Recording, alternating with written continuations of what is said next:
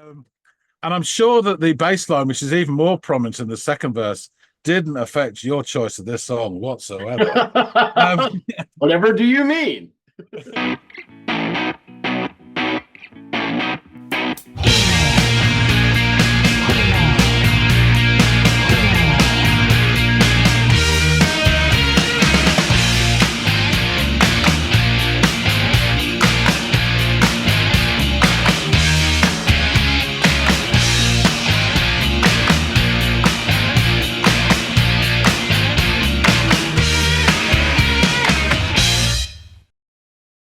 Hey, everybody, and welcome to another episode of the Audiophiles. Hey, begin.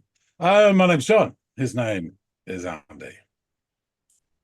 She wiped the hair right out of my eyes, tempted me through desire. I was trying my best at this stage to set myself on fire. Then she said hello. More on that another time, perhaps. But first, we have business, serious business. Not really. We've got some tunes to listen to. Andy, what have you got in your bag of delights? I am going to offer you up a band called OK Go. Have you ever heard of OK Go? Okay, no, yes, I have. Oh, really? Yeah, their self-titled album. Yes. I believe was their first one. It's got a pencil car on it with flowers.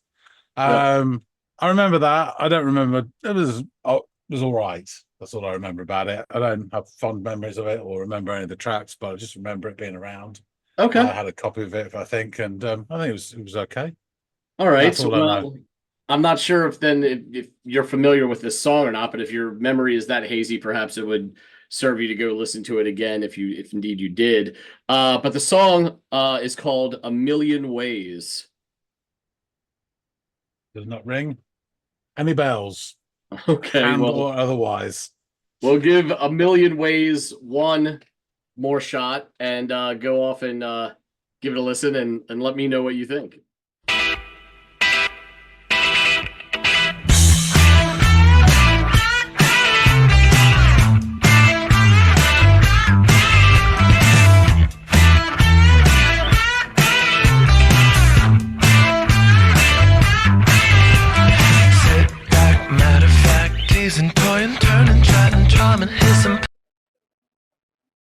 That's a short song. So good start.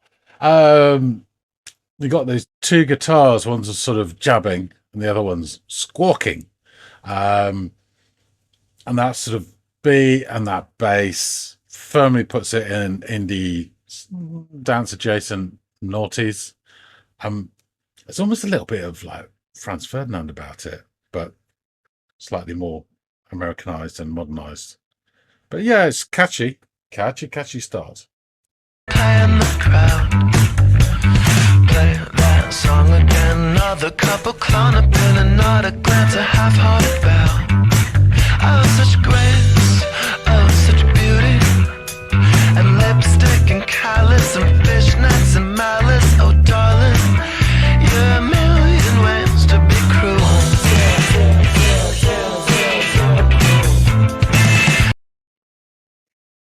Okay, I could just hear a piano going, and I don't know if he's warming up or whatever. It's like dun, dun, just the odd notes, and then when they got to the bit where he says, "Darling, you're a million ways to be cruel," there's like a little phrase he put in there. It was slightly wonky and a bit off kilter. I quite like that actually. It was interesting. It was just a bit sort of slightly drunk, which I liked as well. And then heard the vocals. Were they saying, was it 000? I don't know. Yeah, it's a short song. I was going to bring that back a wee bit just to hear that wonky piano again because I liked it. And lipstick and callus and fishnets and malice. Oh, darling, you're a million ways to be cruel. You're a million ways to be cruel. You're a million ways to be cruel.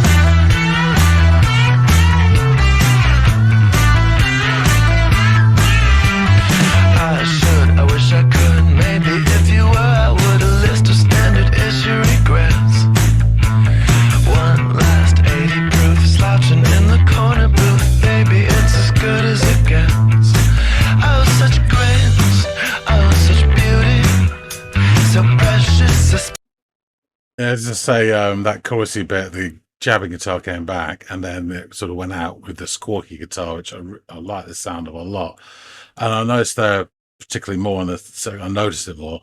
It was always there, but in the second verse there, the bass is doing a lot of, fine work, walking around, strutting its stuff. I'm sure that had nothing to do with Andy suggesting this song at all. Yeah, interesting. Vicious and charming and vicious, oh darling, you're a million ways, oh darling, you're a million ways to be cruel. You're a million ways to be cruel. You're a million ways to be cruel. Oh darling.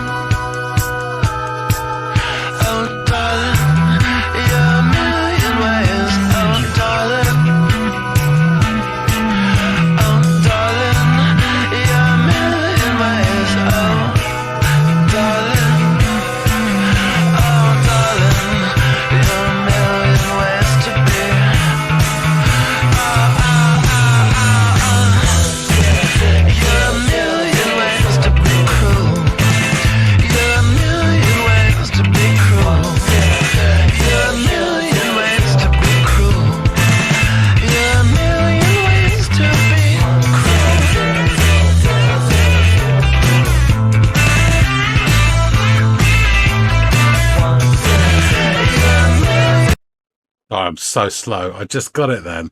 They're going 1 0 0 0 0. Shoot me now.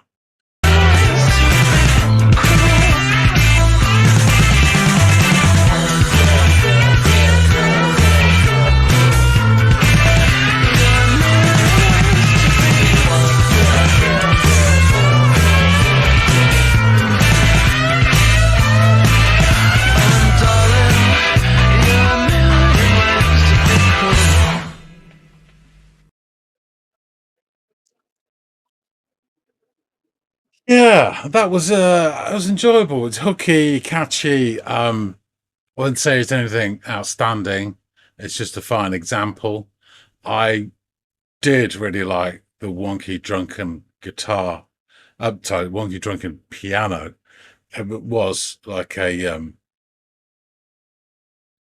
pissed up cousin of like some of the Spoons piano stuff. I like the bridge.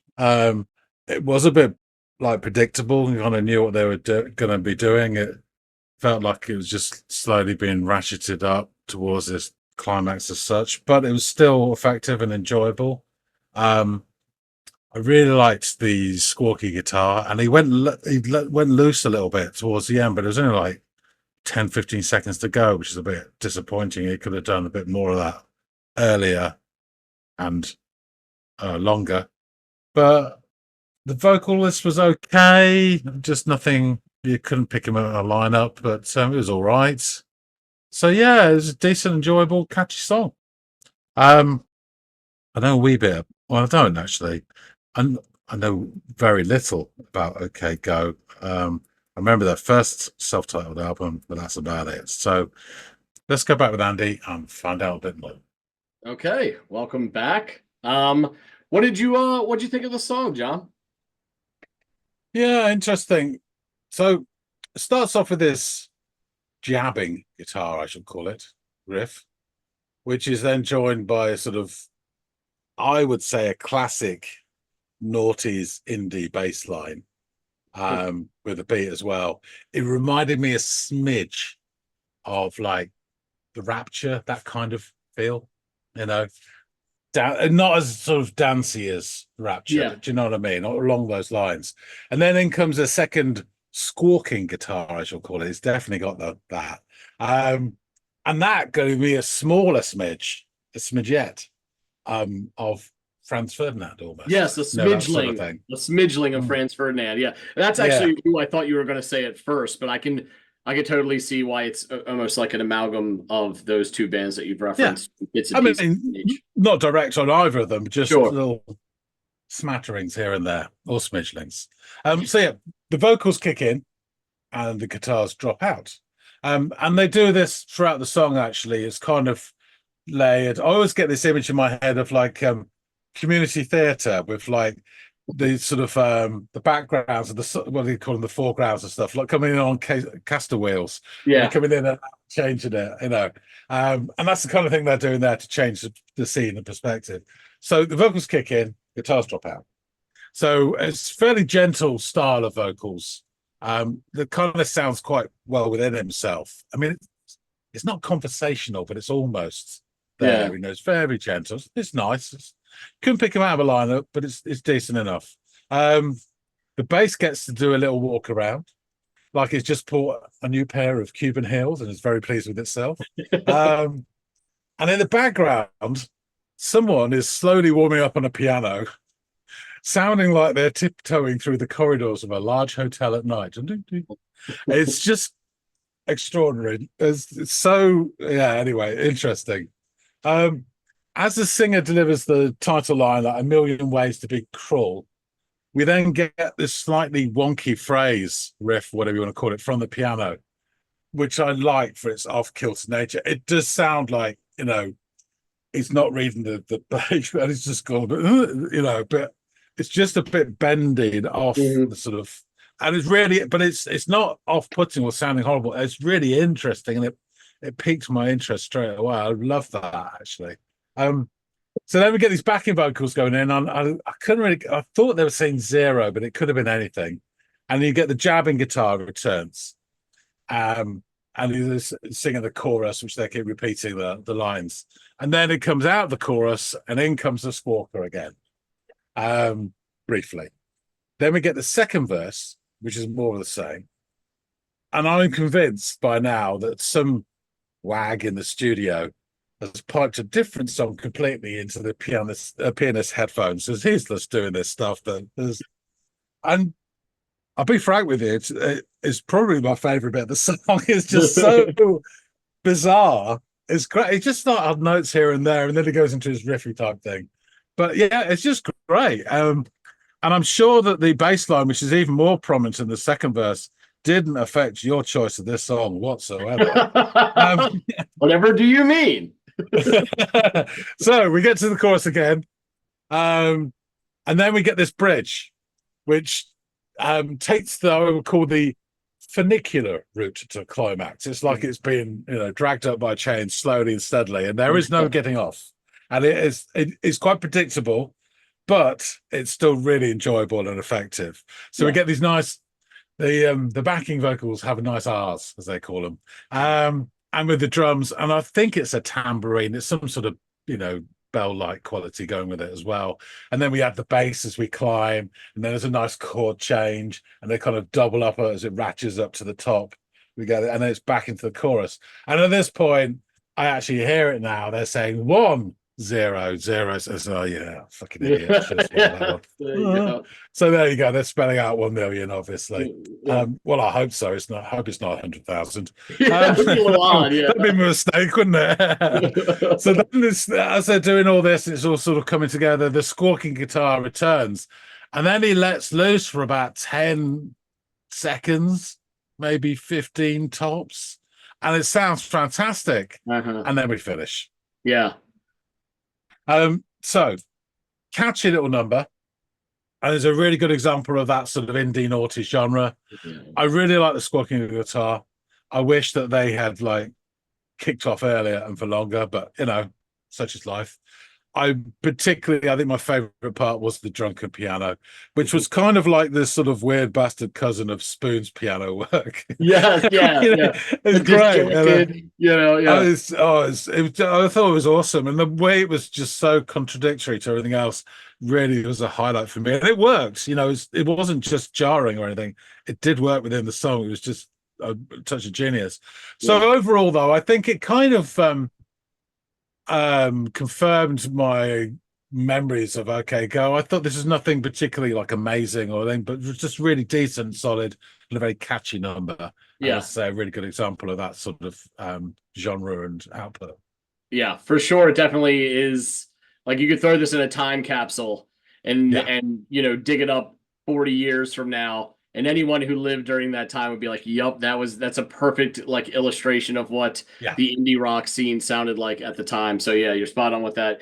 And you're right about the piano. And I didn't even think of it, but the moment you said it, like, how can you not agree? Like, Spoon has been known for some wonky, wild piano stuff, and it does sound like you've walked into like a Wild West saloon and there is a guy on the piano who has had more whiskey than anyone else in the room, and he's just going to town on the keys. So yeah, it's funny. Oh, it also put me in mind of, sorry, if I'm really fucking old and knackered. What are they called? Pianola? You know, Yeah. the auto playing ones are going boom, Yep. boom, boom, boom. You know, Yeah. it's running down. Exactly. Exactly. Yeah. Well, thank you so much for giving it a listen. OK Go, they are an American rock band originally from Chicago, Illinois, that then moved to Los Angeles, California. Have sort of been based out of LA ever since. The band is composed of Damian Kulash on lead guitar or lead vocals and guitar, Tim Nordwind on bass guitar and vocals, Dan Konopka on drums and percussions, and Andy Ross on guitar, keyboards, and vocals. He joined them in 2005, replacing the original guitarist Andy Duncan. So they went from an Andy to an Andy. So said an Andy.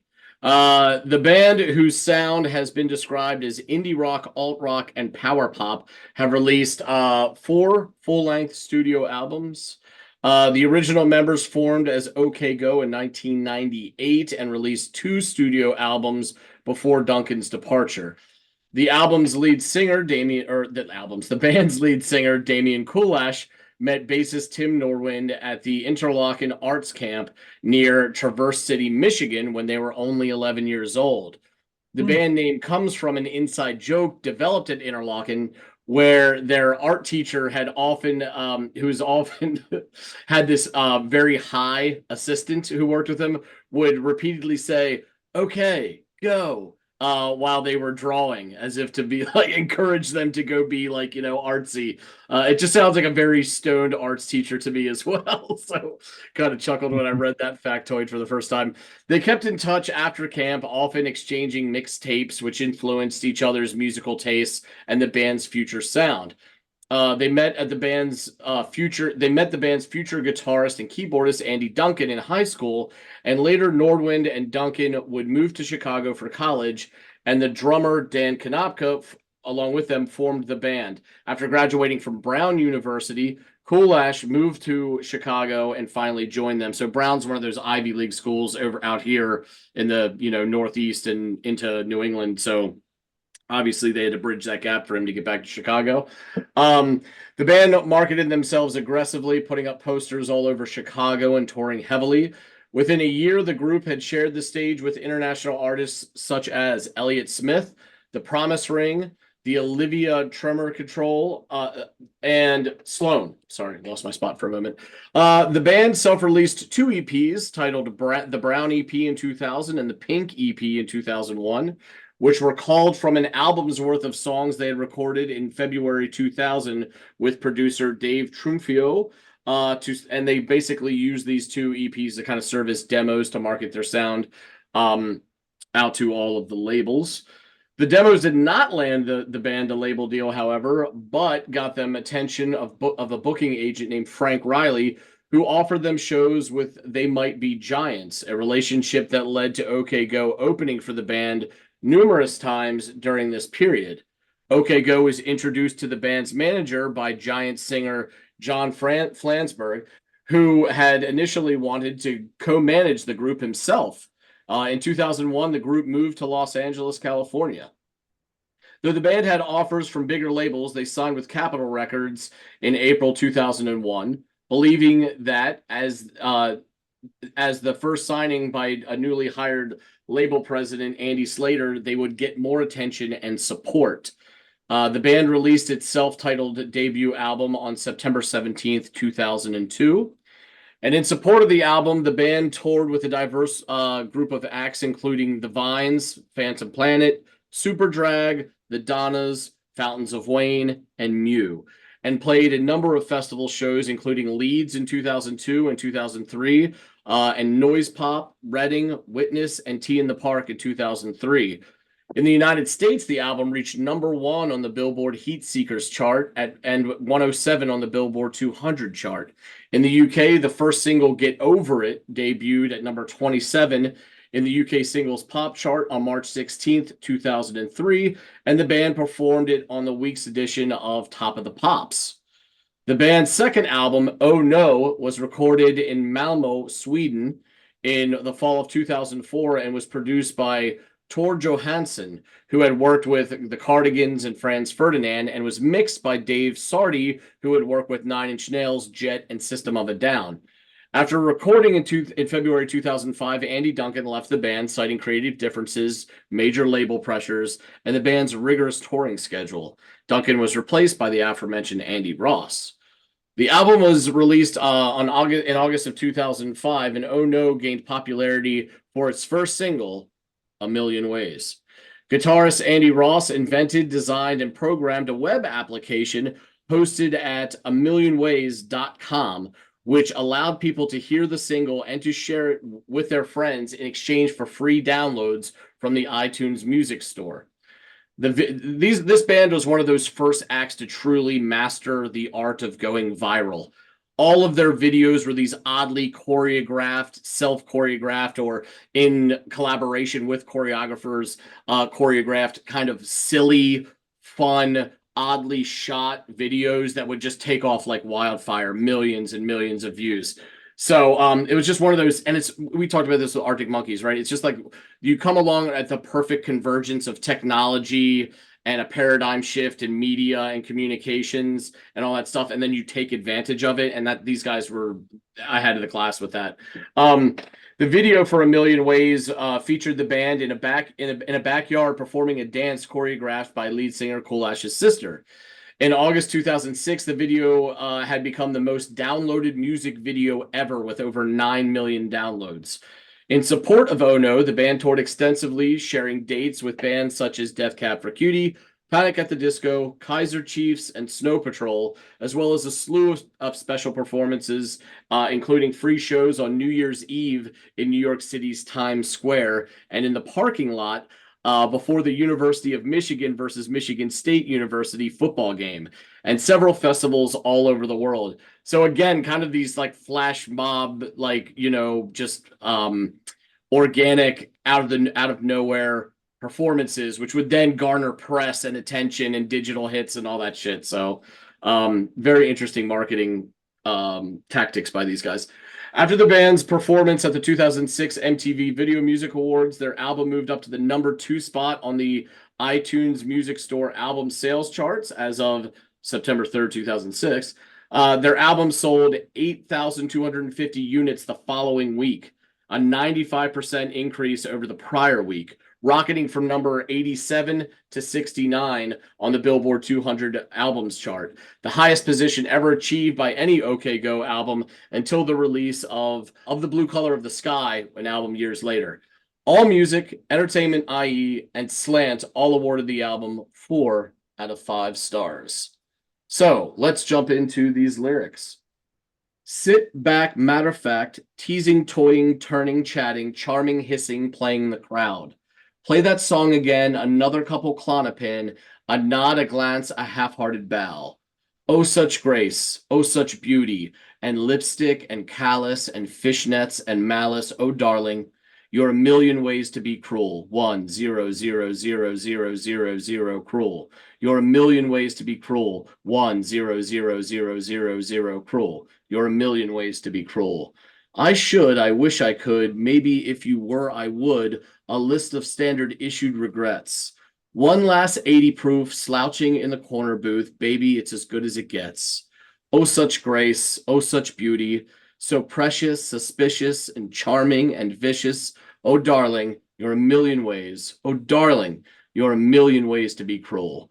1 0 0 0 0 0 0 cruel. You're a million ways to be cruel. 1 0 0 0 0 0 cruel. You're a million ways to be cruel. Oh, darling, you're a million ways. Oh, darling, you're a million ways. Oh, darling, you're a million ways to be oh.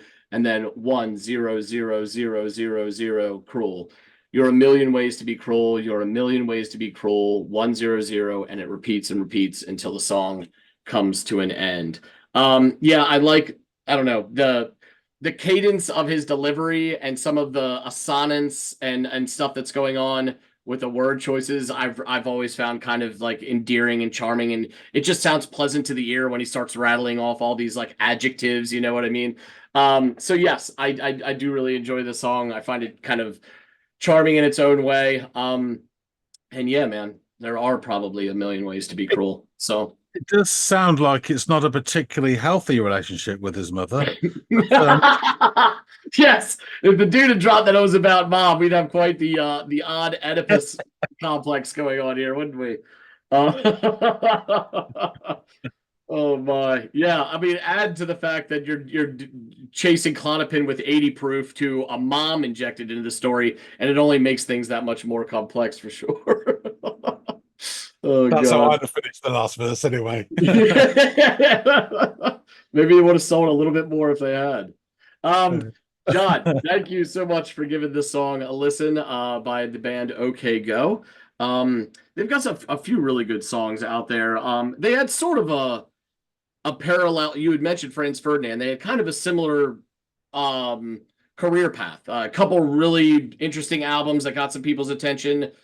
A couple that just didn't hit as hard as they progressed, and the musical landscape changed and all that stuff. But yeah, they put out some really good ones and some great songs out there. An interesting parallel, yeah, definitely with Franz Ferdinand. So again, thank you so much for giving this a listen. Guys out there in the listening audience, let us know what you thought of A Million Ways by OK Go. If there's other tracks by them that are worth giving a listen to, what maybe this sound reminded you of. John had noted a couple that I tend to agree with. So yeah, whatever you want, drop it down in the comments field. We love hearing from you guys, interacting with you guys, and hearing what you all have to say. Also, please think about liking, sharing, and or subscribing if you haven't done any or all of those things. It really does help the channel a lot, and we really, really do appreciate it. All that out of the way, hopefully John and I will see all y'all in growing numbers on the next installment of the Audiophiles. We'll see you later, guys.